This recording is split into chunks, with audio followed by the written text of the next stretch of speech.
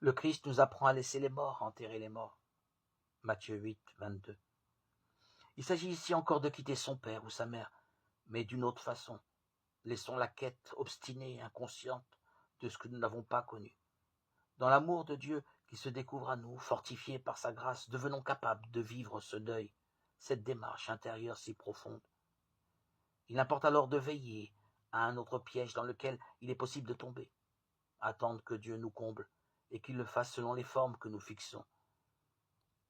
Nous espérons parfois que Dieu va réellement remplacer le père ou la mère, et nous recherchons auprès de lui un ressenti spécial, fait de chaleur, de tendresse.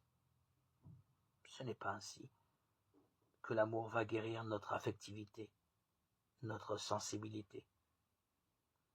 Il va les fortifier dans leur juste fonction, dans la direction de la vie.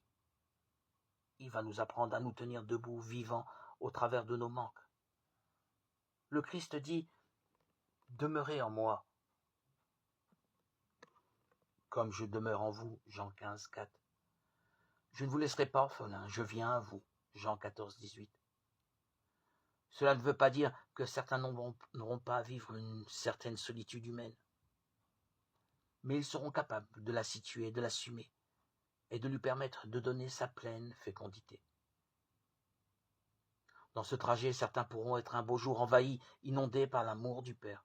Pour d'autres, la route peut être aussi beaucoup plus longue, vécue dans la nudité de la foi, dans la reconstruction progressive.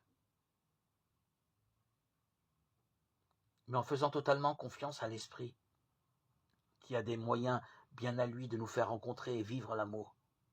En confiant ce but à plus sage.